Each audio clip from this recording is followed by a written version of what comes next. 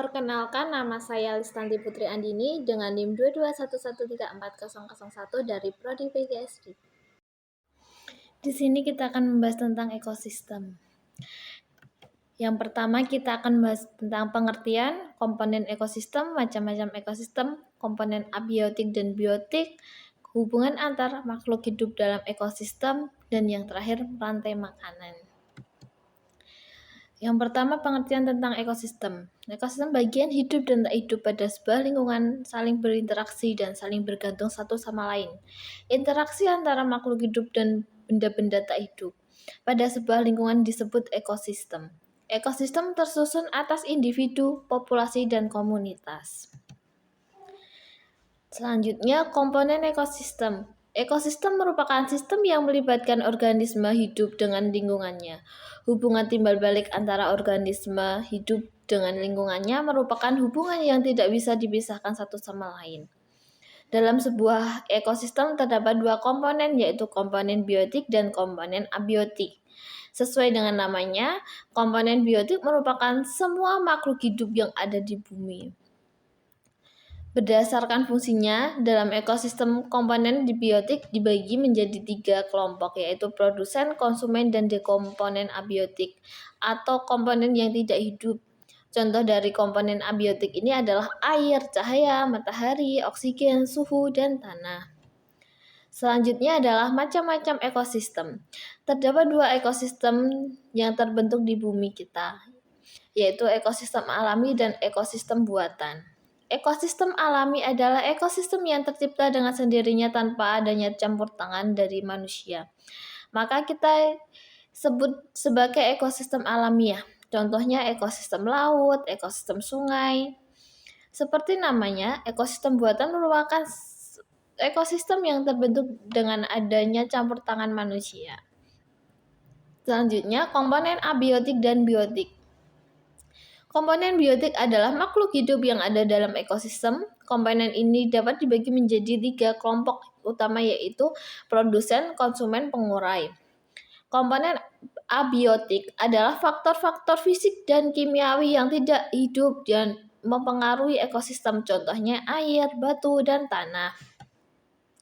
Selanjutnya adalah hubungan antar makhluk hidup dalam ekosistem. Interaksi makhluk hidup yang terjadi pada sebuah ekosistem berguna untuk menjaga kestabilan ekosistem tersebut. Jika interaksi antar makhluk hidup tidak berjalan dengan baik dan seimbang, akan ada sebuah ketimpangan yang terjadi pada ekosistem. Itu tidak baik untuk ekosistem atau makhluk hidup yang ada di dalamnya. Interaksi dalam sebuah ekosistem digolongkan menjadi 5, yaitu netral, predasi, simbiosis, antibiosis, dan kompetensi. Predasi adalah interaksi antara mangsa dan pemangsa dalam sebuah ekosistem. Interaksi ini menjaga keseimbangan jumlah pemangsa dan mangsa sebuah ekosistem. Selanjutnya adalah rantai makanan. Rantai makanan adalah perpindahan energi dari organisme pada suatu tingkat tropik ke tingkat tropik berikutnya dalam peristiwa makanan dan dimakan dengan urutan tertentu. Sebuah tingkatan tropik mencakup semua organisme atau spesies dengan posisi yang sama dalam rantai makanan. Tingkatan tropik terendah juga dapat berfungsi sendiri sebagai makanan, misalnya tanaman hijau.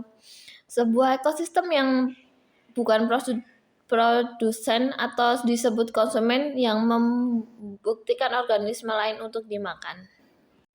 Selanjutnya, cara merancang kegiatan PBL. Yang pertama, menentukan tujuan pembelajaran, memilih materi atau mapel. Ketiga, menyusun rencana pelaksanaan pembelajaran. Yang keempat, membagi beberapa kelompok.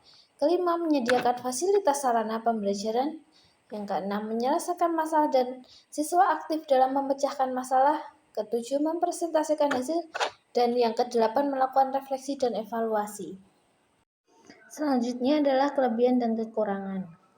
Kelebihannya adalah peserta didik dilatih untuk bisa berpikir kreatif dan terampil dalam memecahkan masalah.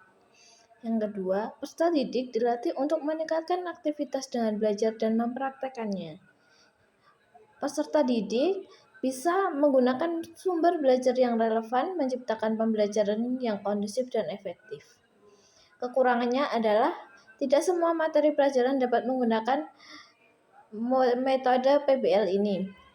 memerlukan waktu yang cukup lama. Peserta didik yang tidak terbiasa melakukan analisis maka akan kesulitan dalam memecahkan masalah. Di sini terdapat juga media konvensional, yaitu ekosistem buatan dan ekosistem alami. Di sini juga terdapat komponen biotik dan komponen abiotik.